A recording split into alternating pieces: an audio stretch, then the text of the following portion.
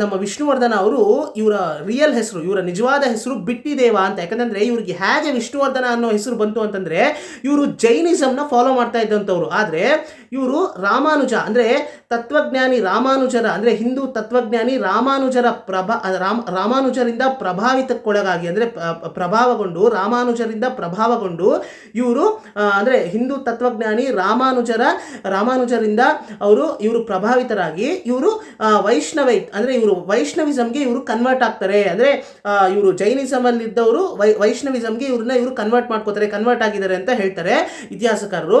ಇತಿಹಾಸ ಅದನ್ನೇ ಹೇಳುತ್ತೆ. ಆದರೆ ಇವರ ಧರ್ಮಪತ್ನಿ ಶಾಂತಲಾದೇವಿ ಬಗ್ಗೆ ನೀವು ಕೇಳಿರ್ತೀರ. ಆದರೆ ಶಾಂತಲಾದೇವಿ ಅವರು ಮಾತ್ರ ಕೊನೆಯವರೆಗೂ ಜೈನಿಸಮ್ನೇ ಫಾಲೋ ಮಾಡಿದ್ರು ಅಂತ ಇತಿಹಾಸ ಹೇಳುತ್ತೆ.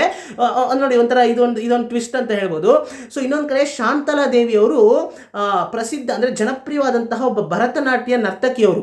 ಮತ್ತೆ ಅವ್ರಿಗೆ ತೀವ್ರವಾಗಿ ಶಿಲ್ಪಕಲೆಯಲ್ಲಿ ತುಂಬಾನೇ ಆಸಕ್ತಿ ಇದ್ದವರು. ಅವ್ರಿಗೆ ತುಂಬಾನೇ ಶಿಲ್ಪಕಲೆಯಲ್ಲಿ ಆಸಕ್ತಿ ಇತ್ತು ಅಂತ ಹೇಳುತ್ತೆ ಇತಿಹಾಸ.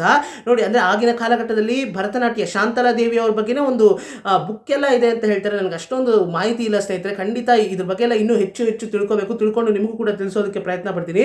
ಸೊ ಶಾಂತಲಾದೇವಿಯವರು ಜನಪ್ರಿಯವಾದಂತಹ ಭರತನಾಟ್ಯ ನರ್ತಕಿಯಾಗಿದ್ದರು. ಮತ್ತೆ ಅವರಿಗೆ ಶಿಲ್ಪಕಲೆಯಲ್ಲಿ ತುಂಬಾ ಆಸಕ್ತಿ ಇತ್ತು ಅಂತ ಹೇಳ್ತಾರೆ. ಮತ್ತೆ ಇವರ ಒಂದು ಕಾಲಘಟ್ಟದಲ್ಲೇ, ವಿಷ್ಣುವರ್ಧನ ಅವರ ಕಾಲಘಟ್ಟದಲ್ಲೇ ಕಲೆ, ಸಾಹಿತ್ಯ, ಶಿಲ್ಪಕಲೆ ಮತ್ತೆ ಕನ್ನಡ ಲಿಟ್ರೇಚರ್, ಕನ್ನಡ ಸಾಹಿತ್ಯಕ್ಕೆ ಬಹಳ ಪ್ರಾಮುಖ್ಯತೆ ಕೊಟ್ಟು ಕಾವ್ಯಗಳೆಲ್ಲ ರಚನೆ ಮಾಡಿದ್ದಾರೆ ಸ್ನೇಹಿತರೆ. ನಾನು ಇಲ್ಲಿ ಹೇಳ್ತೀನಿ ನೋಡಿ.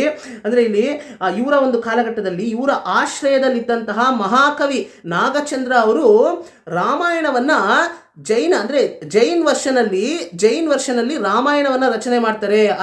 ಅದಕ್ಕೆ ಹೆಸರಿಡ್ತಾರೆ ಇವರು ರಾಮಚಂದ್ರ ಚರಿತ ಪುರಾಣ ಅನ್ನೋ ಒಂದು ಹೆಸರಿನಲ್ಲಿ ರಾಮಾಯಣವನ್ನ ಜೈನ್ ವರ್ಷನಲ್ಲಿ ಬರೀತಾರಂತೆ ಈ ಮಹಾಕವಿ ನಾಗಚಂದ್ರ ಅವರು. ವಿಷ್ಣುವರ್ಧನನ ಆಶ್ರಯದಲ್ಲಿದ್ದಂತಹ ನಾಗಚಂದ್ರ ಮಹಾಕವಿಯವರು.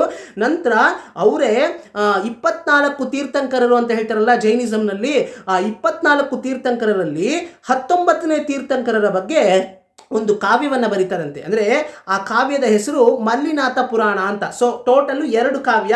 ಒಂದು ರಾಮಚಂದ್ರ ಚರಿತ ಪುರಾಣ, ರಾಮಾಯಣವನ್ನ ಜೈನ್ ವರ್ಷನಲ್ಲಿ ಬರೆದಂತಹ ಒಂದು ರಾಮಾಯಣ, ಅದಕ್ಕೆ ಹೆಸರು ರಾಮಚಂದ್ರ ಚರಿತ ಪುರಾಣ, ಕನ್ನಡದಲ್ಲೇ ರಚನೆ ಆಗದಂತಹ ಒಂದು ಮಹಾಕಾವ್ಯ. ಮತ್ತೆ ಇನ್ನೊಂದು ಮಹಾಕಾವ್ಯ ಕನ್ನಡದಲ್ಲಿ ರಚನೆ ಆಗಿರೋದು ಇವರ ಒಂದು ಕಾಲಘಟ್ಟದಲ್ಲಿ.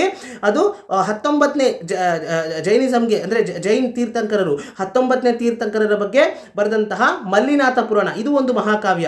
ಸೊ ಅದನ್ನ ಬರೆದವರು ಮಹಾಕವಿಯಾದಂತಹ ನಮ್ಮ ನಾಗಚಂದ್ರ ಅವರು ಆಗಿನ ಕಾಲಘಟ್ಟದಲ್ಲಿ. ಸೊ ಇದೆಲ್ಲ ನೋಡಿ, ಅಂದ್ರೆ ಇವತ್ತಿಗೂ ಕೂಡ ನಾವು ಇದೆಲ್ಲ ಇವೆಲ್ಲ ಇದೆ, ನಾವು ಓದ್ಬೋದು. ಇವತ್ತಿಗೂ ಅವತ್ತಿನ ಕಾಲಘಟ್ಟದಲ್ಲಿ ಬರೆದಿರೋದಕ್ಕೆ ಇವತ್ತಿಗೂ ಕೂಡ ನಮಗೆ ಕನ್ನಡ ಲಿಟ್ರೇಚರು ಅಷ್ಟು ಏನು ಹೇಳ್ತಾರೆ, ರಿಚ್ ಲಿಟ್ರೇಚರ್ ಅಂತಾರಲ್ಲ. ಸೊ ಅದಕ್ಕೆ ಕಾರಣನೇ ಆಗಿನ ಕಾಲಘಟ್ಟದಲ್ಲಿ ನಮ್ಮ ಪೂರ್ವಜರು, ನಮ್ಮ ಕನ್ನಡಿಗರು ಇಷ್ಟೆಲ್ಲ ಕೊಡುಗೆಗಳನ್ನು ಕೊಟ್ಟು ಹೋಗಿದ್ದಾರೆ.